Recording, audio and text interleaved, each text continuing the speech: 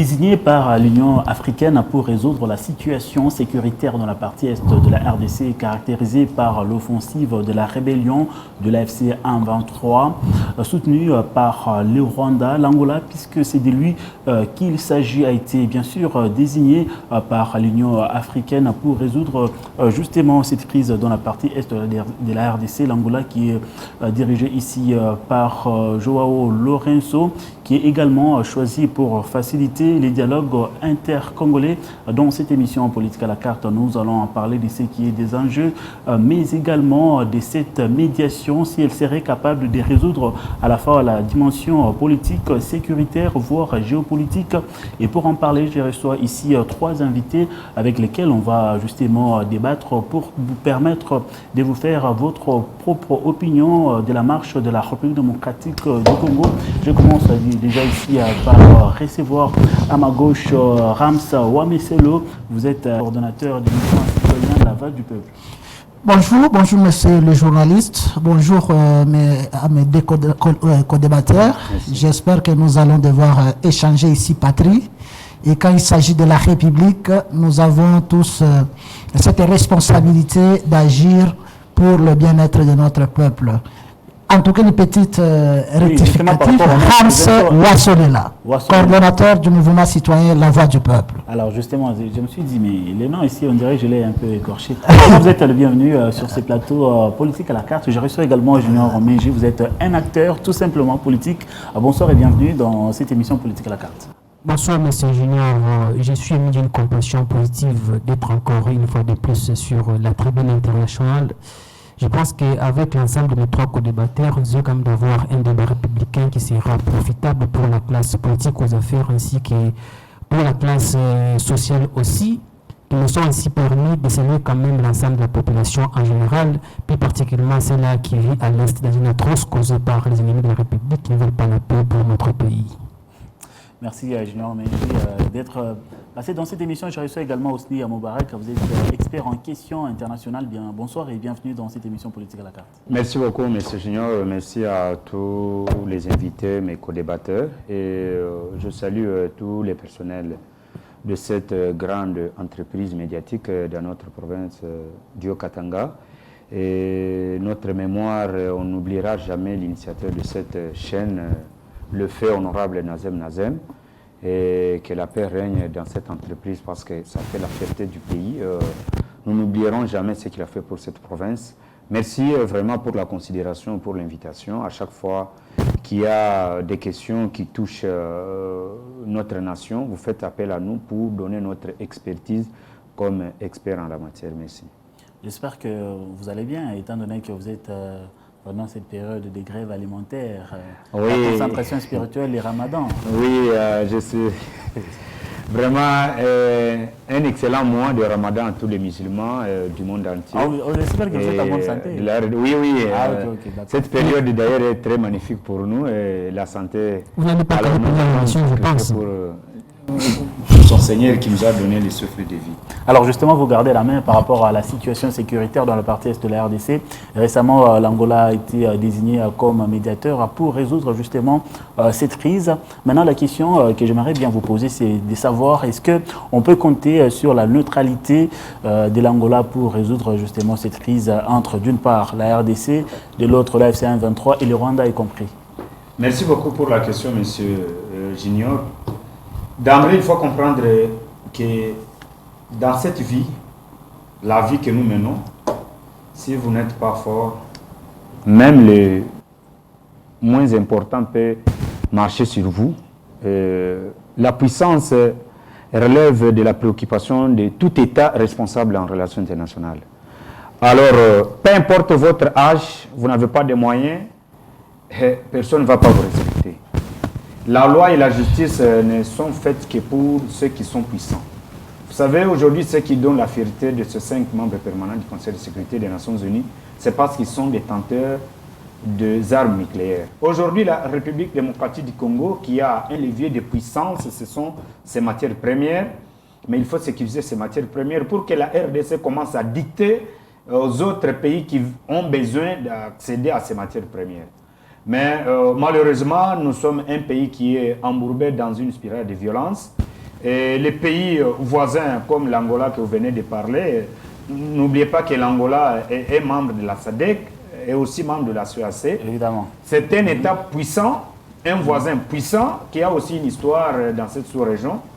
N'oubliez pas avec NATO, avec le mouvement MPLA, la RDC, notre pays à l'époque de Mobutu, les Angolais n'ont jamais oublié cela. En politique, on n'oublie jamais certains comportements que certains pays ont eu à adopter dans l'histoire. Mobutu avait fait du Zaïre comme l'arrière-base militaire pour le Savimbi afin d'attaquer le régime pro-communiste en Angola. Et ils n'ont pas oublié. Il fallait revoir de l'histoire. Qu'est-ce que l'Angola cherche en RDC? Je vous ai dit en diplomatie, aucun pays ne peut pas s'intéresser à un autre pays s'il ne trouve pas son intérêt. L'intérêt de l'Angola, c'est d'imposer son influence géopolitique au niveau de la sous-région. C'est comprendre que la RDC a des contentieux, a des difficultés pour exploiter le pétrole et l'Angola le fait. Pourquoi il est devenu médiateur? Il ne fait pas, je l'ai toujours répété, que l'Angola n'a pas l'ambition de voir un Congo fort. Il a besoin d'avoir une RDC affaiblie mais stable pour qu'il puisse continuer à exploiter le pétrole tranquillement et imposer aussi son hégémonie. Donc on ne peut pas compter sur la neutralité de l'Angola dans cette affaire. La neutralité en relations internationales repose sur les intérêts stratégiques d'un État. Je pense que les Congolais doivent comprendre une chose dans ce qui se passe dans notre pays. Sans la puissance, personne ne va pas nous respecter. Si on est puissant, on ne va pas avoir le temps d'aller négocier. Vous savez ce qui se passe actuellement avec l'Iran et les Américains. Ils ont dit aujourd'hui, peut-être samedi, les Américains peuvent bombarder l'Iran. L'Iran n'abdique jamais. Le Congo sera puissant lorsque nous allons comprendre que l'armement est une préoccupation pour notre nation. Et l'Iran a dit aux Américains, oui, j'accepte de négocier, mais je ne renonce jamais à mon programme nucléaire. Pourquoi? Parce que pour les Américains, ils veulent affaiblir. Et les Congo, actuellement, ce sont des matières premières. Mais pour sécuriser ces matières premières, pourquoi pas ne pas se lancer dans une aventure pour avoir au moins une arme nucléaire pour sécuriser notre territoire? Le Pakistan s'est doté d'une arme nucléaire grâce aux physiciens. Si on vous comprend bien, c'est que l'Angola est là pour ses intérêts, mais toutefois cet Angola a été choisi justement par l'Union africaine pour résoudre justement cette crise. Je vais revenir à vous tout à l'heure. Je donne d'abord la parole à Ramsa Solela. Je crois cette fois-ci a bien prononcé votre nom. Très bien. Alors justement, quelle lecture faites-vous par rapport à cette situation?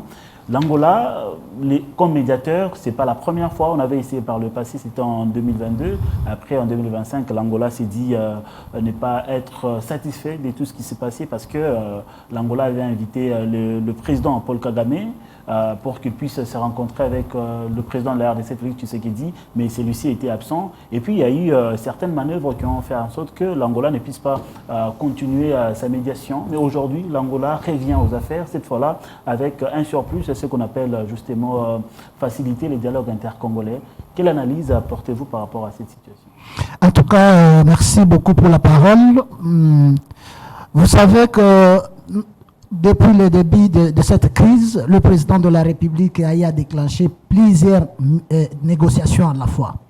Le président de la République a commencé par Doha, États-Unis, Angola en avant. Aujourd'hui, encore, il est retourné en Angola. C'est le processus de Nairobi. Et effectivement.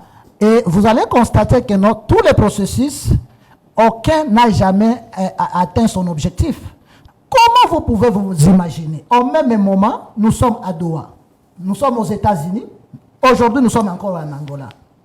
Quelle médiation allons-nous réellement accepter et laquelle, aujourd'hui, peut nous amener à la paix à l'est du pays? Ce sont des questions qu'il faut se poser. Et en se posant ces questions, nous devons reconnaître que le problème repose sur le président de la République. C'est lui le problème et c'est lui la solution. Aujourd'hui, on ne pouvait pas aller chercher tous ces médiateurs. Aujourd'hui, on devait seulement se mettre autour d'une table parce que, comme lui, il est parti au problème, il ne doit pas être exigeant. Qu'allons-nous faire si ce n'est pas se mettre autour d'une table? C'est simple. Combien de ces effets ont été déclarés? Lesquels a déjà été respecté? C'est à partir de là que nous devons aussi nous dire que non, c'est un basta. Il est temps que le Félix Tshisekedi et son régime se ressaisissent, mettre les Congolais autour d'une table et enfin trouver la solution. Ceux qui sont victimes aujourd'hui, Ce sont nos frères de l'Est du pays. C'est chaque jour que nos mamans sont violentées. On le tue, ils sont menacés, les gens fuient, ils sont partout. Aujourd'hui, combien de réfugiés que nous avons dans ces pays? Ce n'est pas en Angola la solution de ces pays viendra. La solution est dans nos mains. Tshisekedi lui-même a la solution dans ses mains.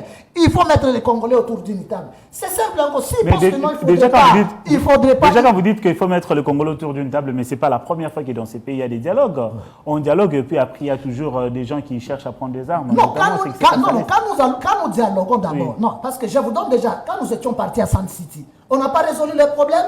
Mais c'était résolu, les problèmes viennent de refaire surface. Mais non, nous voulons la paix. Et la paix que nous voulons, les Congolais doivent se parler. Si le président de la République, qui est le parti au problème, j'insiste, ne veut pas de dialogue, nous allons lui laisser lui-même trouver des solutions à cette crise, mais nous allons exiger l'organisation des élections en 2028. Parce que Tshisekedi n'aura même pas une seule seconde en 2028.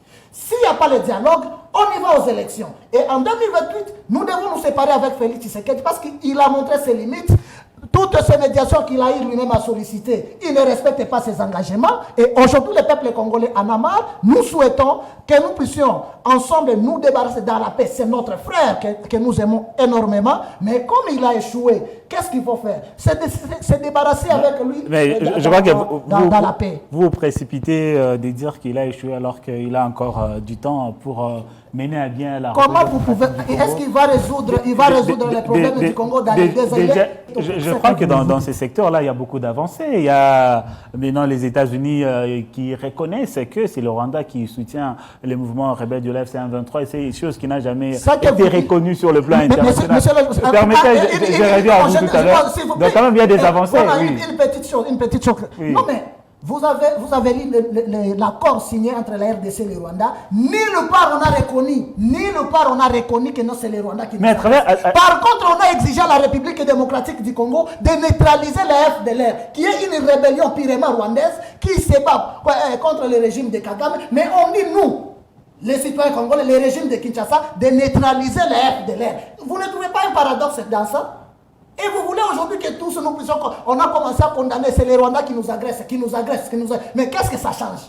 Je crois qu'il y a un prix à payer pour une paix durable dans l'Est de la République démocratique du Congo. Et les chemins empruntés jusqu'ici par les pouvoirs semblent tenir parce que nous voyons quand même certaines choses se passer, notamment la reconnaissance, comme je l'ai dit tout à l'heure, non seulement des États-Unis d'Amérique qui dénoncent, il y a aussi l'Union européenne qui reconnaît quand même que voilà, nous sommes violentés par le Rwanda à travers l'AFC 123. Je reviens à vous tout à l'heure. Je donne la parole également à Junior Menjik qui s'est présenté aujourd'hui comme un acteur politique tout simplement. Nous voulons avoir votre analyse par rapport à ça, par rapport à la médiation angolaise, la neutralité. Est-ce que cela paraît évident aux yeux de la population, mais également aux yeux du monde, tout comme de l'Union africaine, par rapport à cette reprise? Parce qu'en 2022, on avait constaté également cette médiation de l'Angola.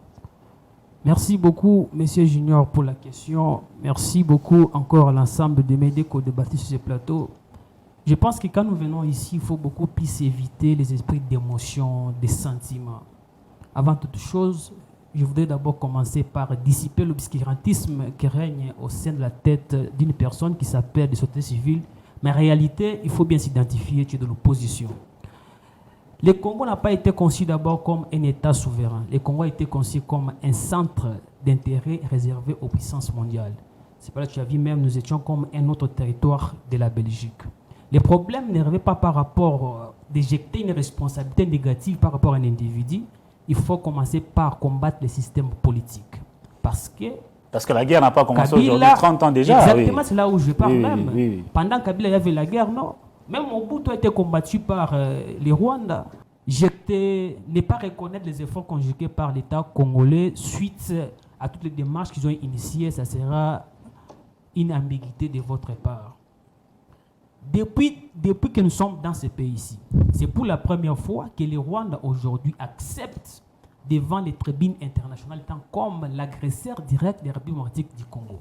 Nous sommes allés signer des accords à Washington. C'est pour la première fois dans ce pays que nous avons quitté en dehors même de nos frontières pour aller signer un accord de principe avec les mouvements rebelles. Si tu as les dates, tu peux me reconnaître et tu peux me le dire encore. L'accord des principes à Doha. L'accord des principes à Doha. Oui. Donc, nous sommes dans une logique de complémentarité qui n'est pas une logique d'exclusivité. Si nous sommes partis aujourd'hui en Angola, c'est parce que les États-Unis ont demandé à ce qu'un État voisin puisse aider à ce que nous, l'État congolais, et les mouvements rebelles AFC M23 puissent se trouver autour d'une même table afin de parler réellement de la crise profonde qui cause aujourd'hui l'atroce, la phobie à l'est des pays démocratiques du Congo. Les messieurs me parlent qu'ils veulent les dialogues. Oui, d'accord, tu veux les dialogues. Mais vous étiez en train de chercher les dialogues qu'on ne puisse pas les faire ici au Congo. Mais si le gouvernement est parvenu aujourd'hui à se soumettre aux conditions imposées par l'opposition, afin que nous puissions nous retrouver et trouver des solutions les plus vite possibles par rapport à la population qui vit à l'Est. C'est là que vous n'êtes pas toujours content, mon frère. Quand on fait la politique, il ne faut pas mener des sentiments émotionnels. Il faut vraiment avoir un esprit scientifique. Je ne suis pas politicien. S'il vous plaît, permettez, vous avez à faire des... Oui, mais monsieur, monsieur Junior, allez-y. S'il vous plaît, monsieur Junior, permettez-moi. Allez-y, pas des attaques personnelles. En première position, quand les messieurs me parlent des dialogues, je ne m'attaque pas personne, je rencontre des arguments. Le dialogue est un acte expansif. Quand nous prenons l'article de la Constitution, du premier article jusqu'au 226, il n'y a aucun article qui stipule la question des dialogues. Quand nous partons au dialogue, cela signifie que c'est dans les conventions politiques à qui nous devons nous retrouver pour chercher une solution par rapport à un problème. Donc, c'est une discussion qui est établie entre deux ou plusieurs parties en vue de trouver une base d'accord qui doit être bénéfique et pour l'opposition, et pour la population, et pour la société civile. Parce que l'objectif principal de toute politique publique, c'est d'améliorer les conditions de vie des compatriotes.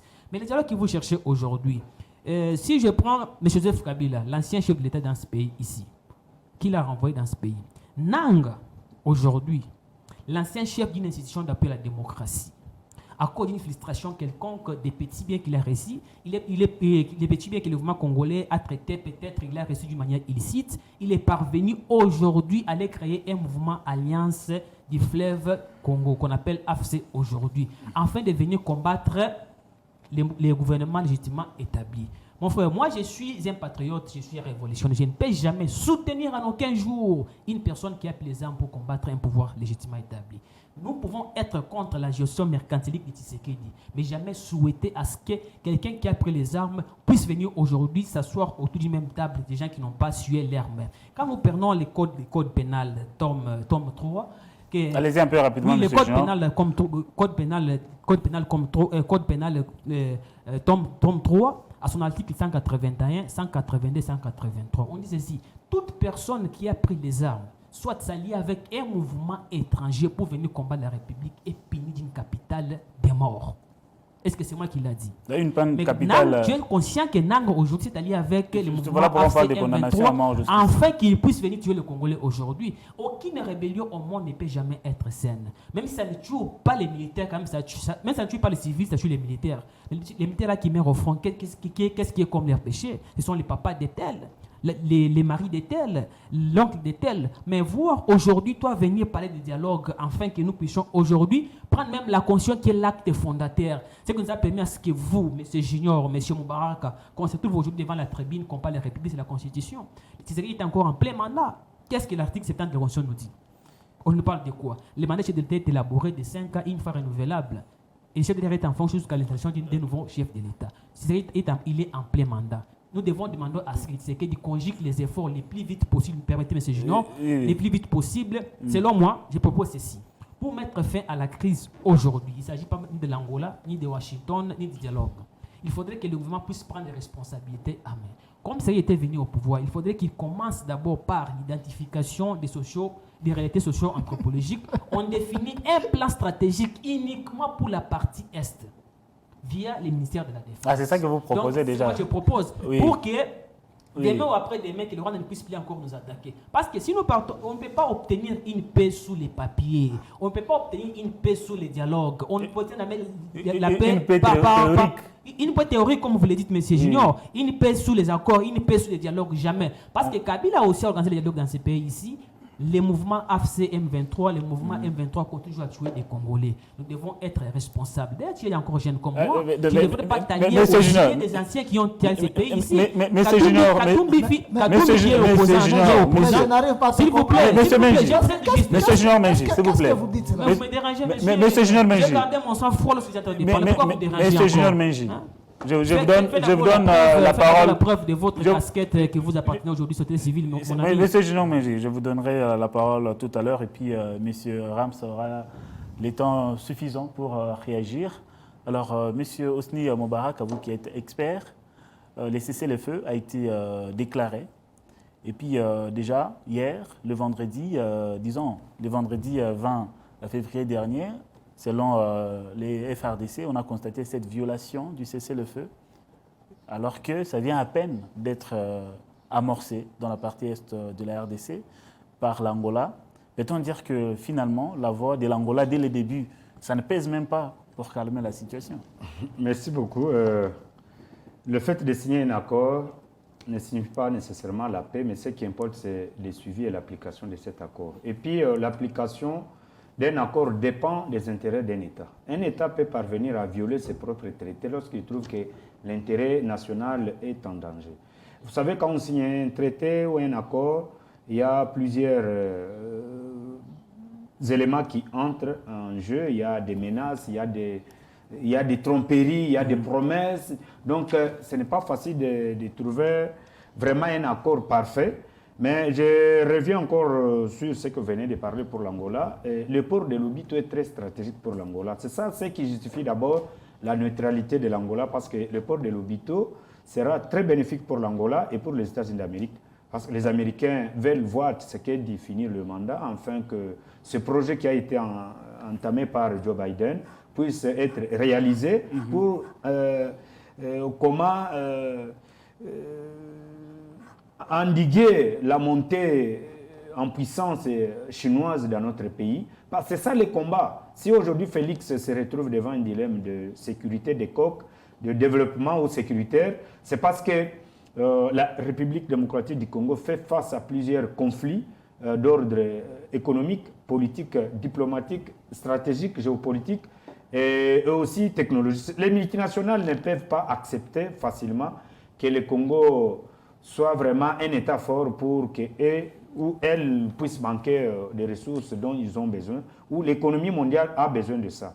Et je pense que, deuxième élément, l'Angola, comme je viens de le dire, a une histoire dans ce pays. C'est un grand pays producteur du pétrole. Il a de l'expertise. Beaucoup d'entreprises étrangères sont en Angola, à Luanda, pour l'exploitation. Et nous dépendons de l'Angola quant à l'exploitation de ce pétrole.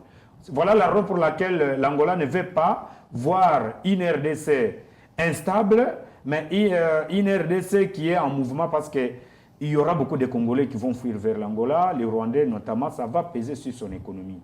Et je pense que ce que vous venez de parler, c'est le fait et autres. Moi, je ne suis pas dans cela. Et je vous dis que le président de la République n'a pas trouvé une armée qui peut faire face à tout ce que nous avons comme secousses au niveau de l'Est du pays. Pas seulement l'Est du pays, mais pour toute la région. Partout, il y a des problèmes. C'est pas parce que la question de l'Est du pays est devenue comme un objet de chantage pour les multinationales, pour les grandes puissances, ou pour certains qui sont contre le président de la République ou le régime, pour dire que, donc voilà, comme l'Est du pays, vraiment, il a perdu. C'était pour freiner son pouvoir, pour ne pas être si je vous ai bien compris, vous êtes totalement pessimiste par rapport au rôle que peut jouer l'Angola dans cette crise. Je reviens pour vous dire que l'Angola ne s'intéresse pas pour la paix en RDC. Mais finalement, si on ne peut pas faire... L'Angola s'intéresse à la RDC pour la stabilité de ses propres intérêts, pas pour les Congo. Vous savez que même actuellement, que ce soit les Américains, même l'Afrique du Sud, ils ont peur du Rwanda. Pourquoi? Parce qu'il y a eu des accords qui ont été signés. Mais le Rwanda vit de l'aide internationale. Le Rwanda... toutes les grandes puissances ont une dette morale vis-à-vis du Rwanda. On ne veut pas sanctionner le Rwanda parce qu'ils savent que même l'Union africaine, quel est le pays qui a beaucoup de troupes aux Nations Unies? C'est le Rwanda. C'est pourquoi on ne veut pas les menacer, on ne veut pas les sanctionner. À tout moment, on peut condamner verbalement. Oui, Félix a attaqué Kagame, il a fait ce qu'il pouvait faire, mais ce n'était pas facile, il a pris les risques. Aujourd'hui, personne ne veut pas sanctionner le Rwanda. Le Rwanda a beaucoup de troupes aux Nations Unies. Beaucoup de pays ont peur de ce pays. Donc, et il revient maintenant à nous, la RDC. Nous devons mobiliser nos ressources humaines pour être omniprésent dans toutes les organisations internationales. Actuellement, bientôt, là, c'est l'élection au niveau de la francophonie. Quelle est la démarche qui est déjà entamée pour dissuader, convaincre tous les pays membres de la francophonie, afin que nous puissions récupérer le secrétariat général de la francophonie? La RDC annonce la candidature. Le Rwanda, je m'excuse, vous allez prendre la parole. Vous allez, s'il vous plaît, vous allez me perturber dans mes interventions. Oui, allez-y un peu plus rapidement. Quand je fais le débat, bon, vous allez parler, vous allez... Allez-y un peu plus rapidement. Alors, pour dire que la France qui avait reconnu son implication au Rwanda, ils ont confié la francophonie au Rwanda. Or, le Rwanda était un pays de Commonwealth. Pourquoi le faire? La RDC doit se positionner comme acteur ou actrice des relations internationales au niveau de la sous-région. Nous sommes un grand pays très important au niveau de l'Afrique centrale. Mais nous sommes un pays aussi qui ne joue pas un rôle en tant qu'acteur majeur de la géopolitique mondiale. Aujourd'hui, toutes les économies du monde dépendent aussi des matières premières. La Russie en a, mais la Russie, il a eu à protéger ses ressources naturelles lorsqu'il a eu à démanteler l'arme nucléaire qui était en Ukraine. L'Ukraine aujourd'hui qui regrette d'avoir cédé son arsenal nucléaire à la Russie. Aujourd'hui, l'Ukraine est en insécurité. Sans une force, peu importe ce qu'on peut parler, c'est le fait, dialogue, c'est sur cela, tous les pays là vont continuer toujours à jouer avec nous. Nous sommes un grand pays, nous devons mobiliser notre diplomatie qui a fait quand même un grand pas en arrière, bien qu'il y ait des condamnations verbales, mais sur des verbales de grandes puissances contre le Rwanda, mais le Rwanda n'a pas subi les sanctions comme l'Iran est en train de subir avec les Américains. Donc les Congolais eux-mêmes doivent se tenir debout. Nous devons soutenir les institutions de la République, peu importe leurs failles. Nous devons toutefois communiquer d'une manière positive pour que les autres ne profitent pas de nos faiblesses internes. Ce message est adressé à toute la jeunesse. Vous savez, actuellement, un peu plus rapidement, vous les journalistes, vous avez aussi le devoir de recadrer les débats sur les plateaux. À chaque fois que les gens viennent sur le plateau, c'est d'abord le Congo. Peu importe nos difficultés internes, le Congo nous a tout donné. La stabilité. Les idées justement que nous donnons ici, c'est pour aider. J'encourage la manière dont vous êtes en train de gérer les débats. Ça fait du bien que vos collègues journalistes puissent adopter cette attitude, parce que même sur les réseaux sociaux, les débats ne sont pas encadrés et chacun se réveille un matin. C'est un problème de tribus, un problème de politique. Non. Aujourd'hui, là, le Congo n'a pas encore atteint la notion de l'État-nation. On est encore au niveau des tribus. Quand un président accède au pouvoir, sa tribu s'en approprie, il pense que c'est notre pouvoir. Nous devons combattre ça. Le pouvoir de la présidente de la République appartient à tous les Congolais. Aucune tribu ne peut pas se substituer aux autres tribus pour dire que c'est notre tour pour manger. Nous devons faire tout pour que la République démocratique du Congo puisse retrouver sa place dans les conseils des nations et son prestige sur la scène internationale. Et surtout, le pays ne sera pas développé par les politiciens. Ça, je vous l'ai dit en tant que scientifique, nous devons faire appel aux physiciens. Abdul Khan avait fabriqué un programme nucléaire pour le Pakistan. Aujourd'hui, le Pakistan est respecté comme une puissance nucléaire. Même l'Inde ne joue pas. Donc, moi, je pense que le gouvernement doit faire appel aux techniciens du domaine, les physiciens, les gens qui s'intéressent à la technologie, pour qu'ils puissent maintenant accompagner, afin qu'ils puissent leur accorder des moyens nécessaires, afin que notre pays soit doté de l'arme nucléaire. Moi, je pense que c'est une aventure. Ça prend du temps, il y aura des sanctions. L'Iran a accepté de vivre pendant plusieurs années. Depuis les années 67, l'Iran vit sous l'embargo des États-Unis d'Amérique, mais l'Iran continue de s'enrichir avec son programme nucléaire. Nous avons tous les minéraux stratégiques pour se doter d'une arme nucléaire. Pourquoi pas ne pas se lancer dans cette aventure? Peu importe les risques, nous devons avoir des alliances avec des pays qui partagent notre vision du monde. Monsieur Osni, nous avons, comme vous venez de dire, toutes les matières justement pour avoir l'arme nucléaire, mais ce qui nous manque, c'est peut-être les physiciens. Monsieur Rams, vous avez entendu Monsieur Osni qui a dit que ils sont là, mais il faut les valoriser et les mettre. Oui, justement, le pays ne va pas se développer seulement avec les politiciens, mais il faut beaucoup plus les physiciens pour faire face pour la création notamment des différentes armes. Les scientifiques et des physiciens. Justement, les scientifiques qui se mettent ensemble afin de réfléchir bien à la société pour apporter les matériels adéquats afin de lutter contre cette agression. Partagez-vous cet avis? Bon, moi je pense qu'il est libre de sa réflexion, parce qu'il y a des pays comme la Chine. La Chine n'est pas développée par seulement les physiciens, ou tout simplement. Parce que, bon, de toutes les façons, ce qu'il a dit, il peut avoir raison, tout comme il peut aussi avoir tort. Il y a certains pays, c'est justement, moi je pense que d'abord, il se pose un problème de la prise de conscience collective. Aujourd'hui, il a dit tantôt qu'il y a une couche de personnes qui pensent que si tel est arrivé au pouvoir, c'est telle tribu maintenant qui doit se réjouir, ces présidents-là, ces pouvoirs et les leurs. Alors que pour nous disons, notre force aujourd'hui, c'est la multitude de nos tribus.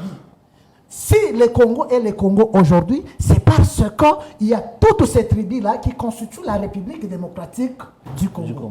Et s'il faut maintenant... L'unité nationale. Voilà, s'il faut maintenant parler de son développement, il faut maintenant qu'il y ait une prise de conscience collective. Parce que s'il n'y a pas cette prise de conscience collective, je vous jure, le politique sera là en train de nous jouer, de manipuler les jeunes, de commencer à vous envoyer prendre des drapeaux, les accueillir à l'aéroport, on vous donne des miettes et vous allez voir que votre avenir est sacrifié comme ça. Et nous avons toujours dit, le Congo, chacun a sa place en République démocratique du Congo.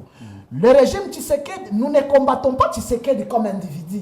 Et nous ne pouvons pas les combattre. Nous pouvons combattre les systèmes politiques. C'est peut-être la différence que mon co-débatteur me connaît. Moi, je ne combats pas Tshisekedi comme individu. Et moi, je ne suis pas de l'opposition. Si je ne partage pas vos opinions, cela n'est pas synonyme à dire que je suis de l'opposition. Non.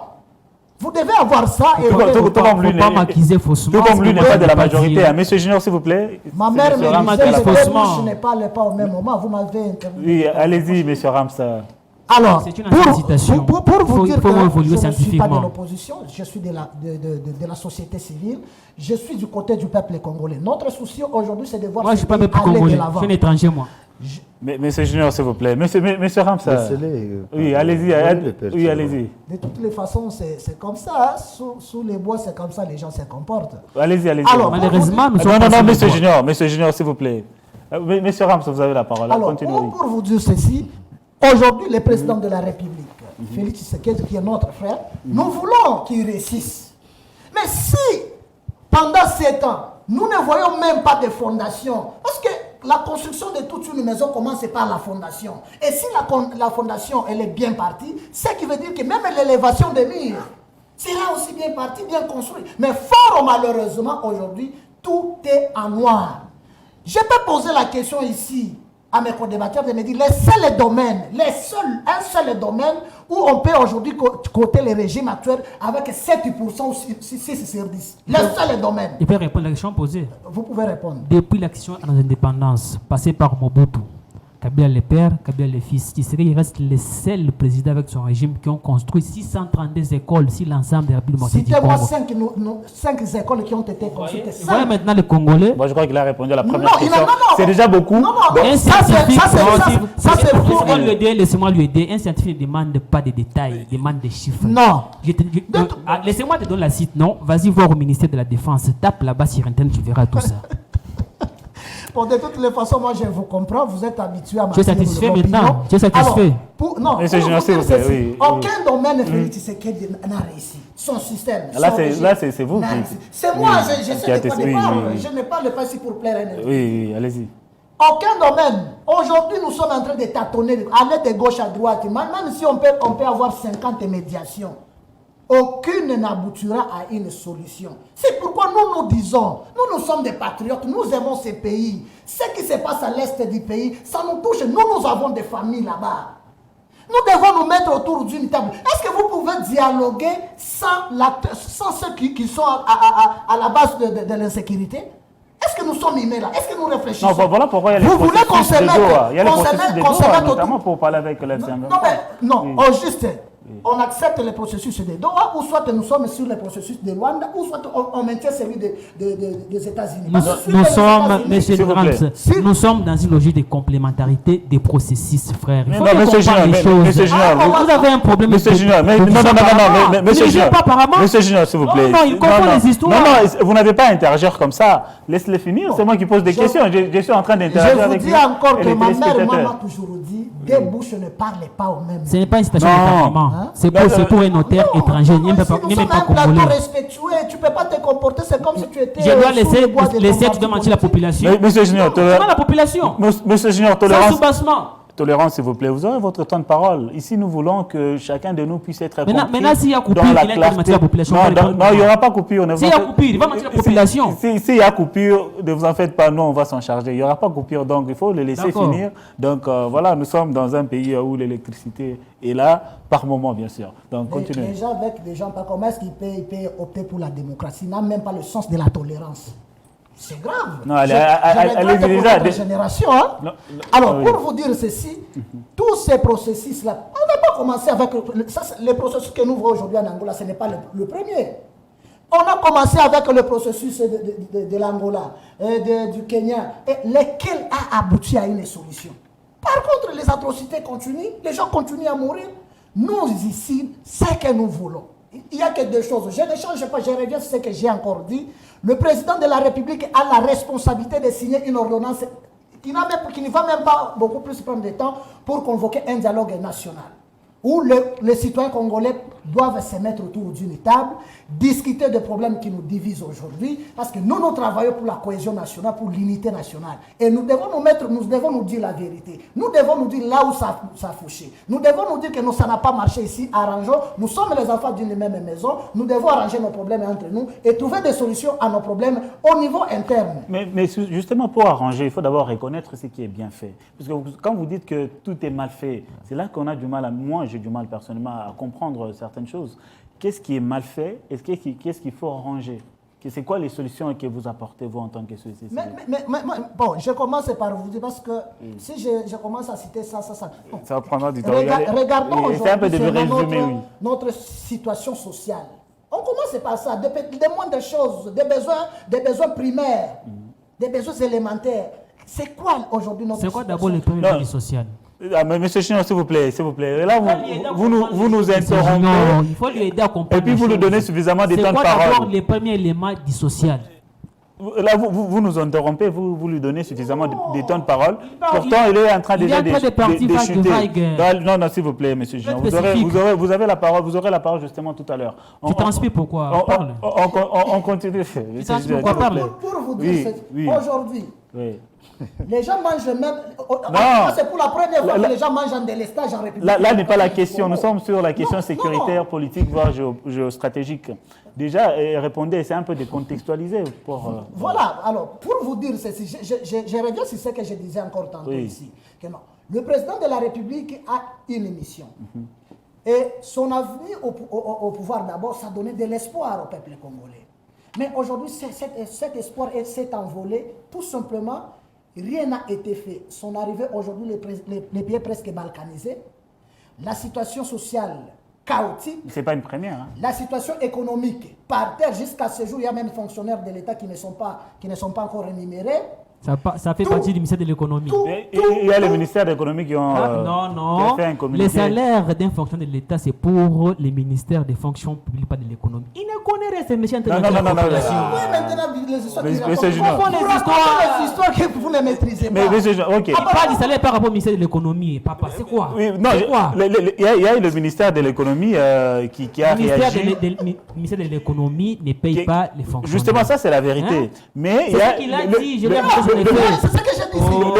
Vous avez un problème. Même ta femme à la maison, tu l'aimes apparemment. Non, pas jusque-là. Je ne comprends pas. Il y a ce communiqué-là du ministère de l'économie qui rassure le paiement bientôt des fonctionnaires. Non, ministère des Finances.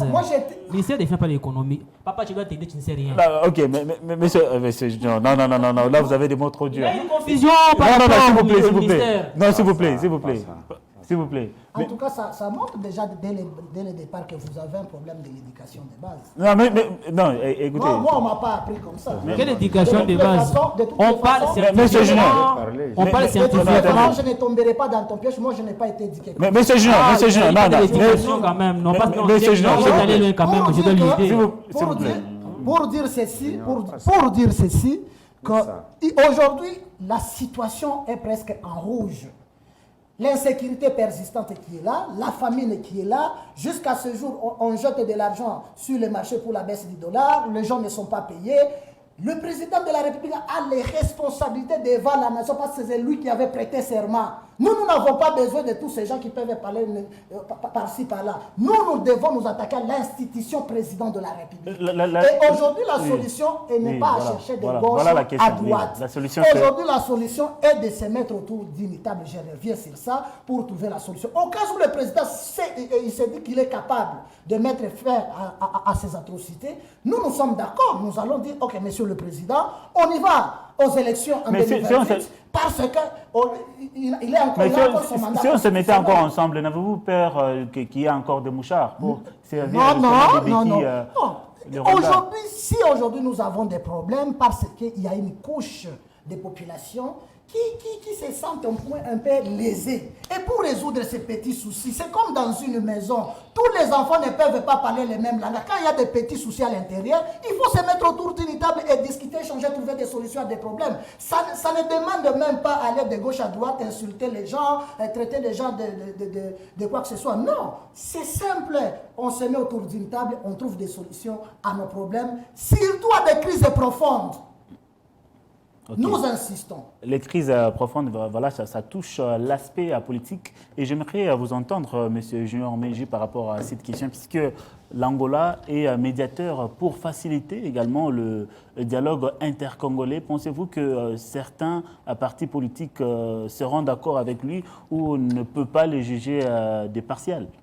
Merci beaucoup, M. Junior. Je pense que notre confrère, l'international, avait déjà tranché la problématique. M. Hosni Moubarak. Oui, il avait dit que les États, ce sont des monstres froids. Il dit qu'il y a des intérêts. Oui. Il n'y a aucun État qui peut venir en aide sans qu'il puisse trouver ses intérêts.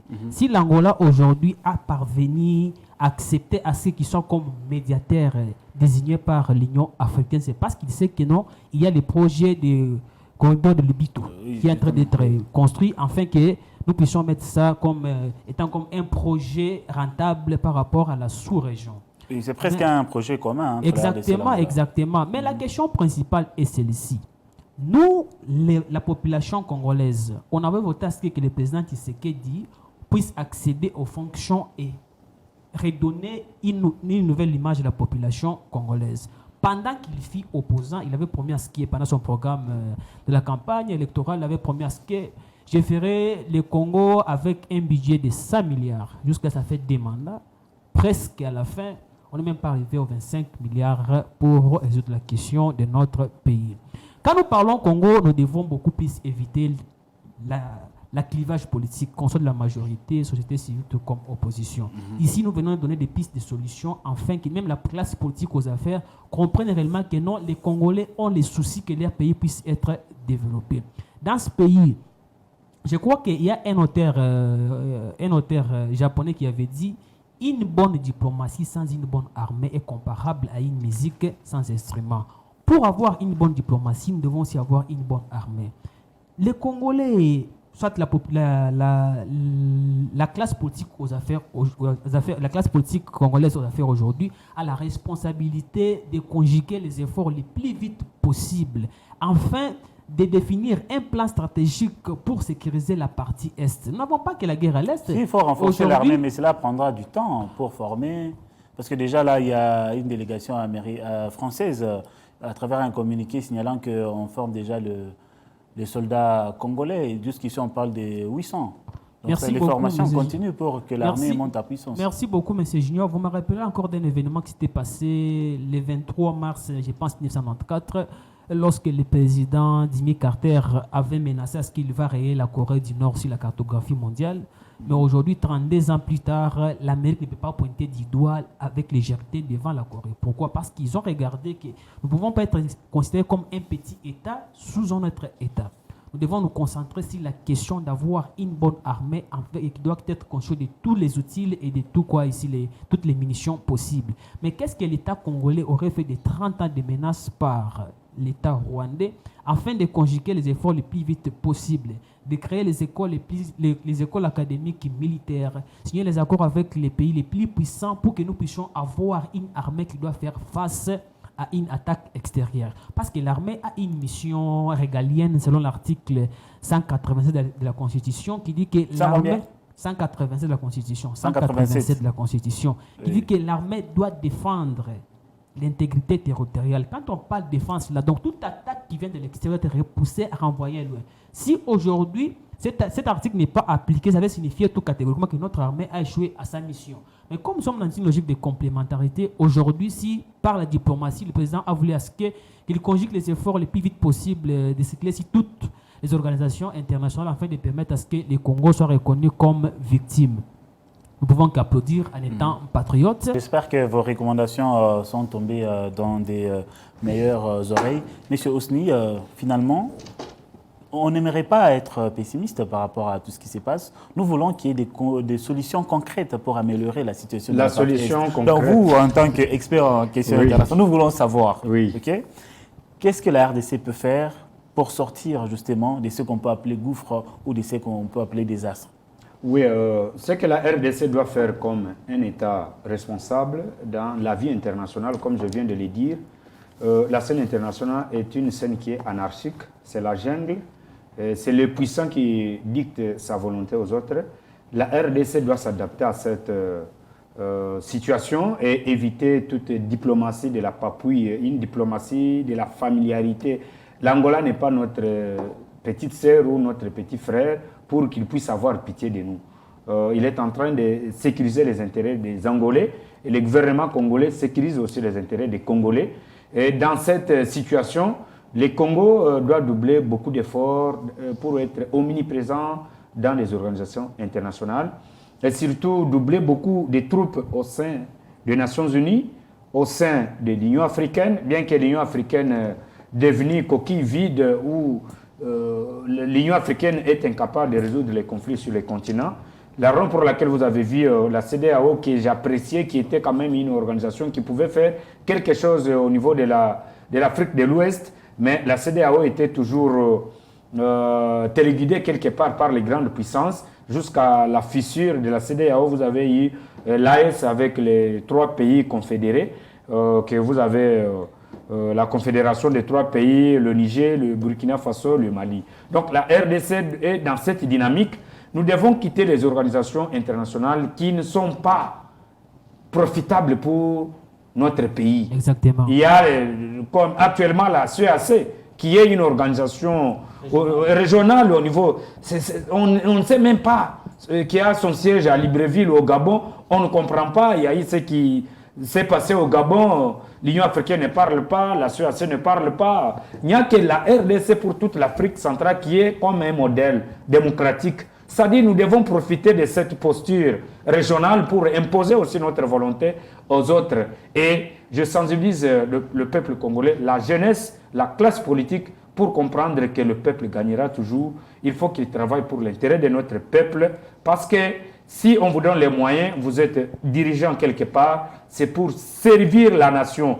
Surtout, certains seront jetés dans l'histoire, dans la poubelle de l'histoire, s'ils ne parviennent pas à se ressaisir pour comprendre que nous avons un mandat pour servir le peuple congolais. Je pense que chacun répondra de ses actes. Le chef de l'État, oui, a déployé beaucoup d'efforts. Il y a des failles, il y a des difficultés énormes. On nous empêche d'accéder. C'est un problème de la perte du leadership que la RDC a perdu depuis la fin de la guerre froide. Mais nous voulons récupérer ce leadership. Et pour y arriver, ça peut aller avec Félix ou après Félix. Nous sommes censés de communiquer positivement pour la défense de nos intérêts et surtout réformer le système éducatif, comme mon ami l'a dit, dès l'école primaire, qu'on puisse apprendre à nos enfants la notion de la géopolitique, la notion de l'art de la guerre. Nous devons tout faire pour que le peuple congolais puisse comprendre que nous sommes un enjeu très important de la géopolitique mondiale.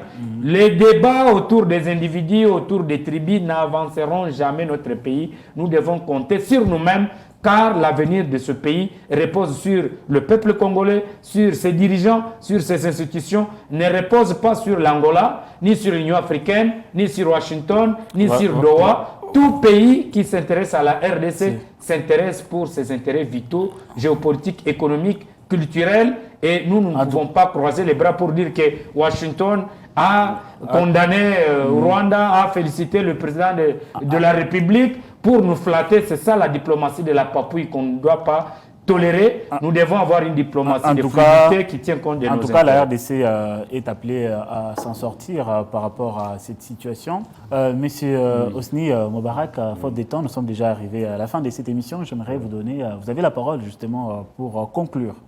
La conclusion est que le président de la République, chef de l'État, qui est le garant du bon fonctionnement des institutions de la République, doit briser le système politique pour redonner l'espoir au peuple congolais. Le système était que on y entre alliés, on y sort opposants, on redevient alliés, on y ressort opposants, puis on évite les dialogues, on intègre les mêmes visages et le système continue. Et ceux qui terminent l'université, les universités, Excellence, président de la République, qu'est-ce qu'ils vont devenir demain? C'est-à-dire on intègre les mêmes individus, les années passent, le système se rassure et ceux qui sont à la tête, ils vont plaider pour la cause de leurs enfants et leurs petits-fils, et les autres qui n'ont pas d'appui, voilà ce qui va arriver. Je préfère que le président de la République et tous les Congolais qui se réclament Congolais mais qui sont à la gestion du pays, de comprendre que l'avenir de ce pays dépend de nous et nous allons travailler pour laisser un pays viable à nos enfants et à nos petits-fils pour que les autres ne puissent pas rester les marchepieds des autres pendant plusieurs siècles.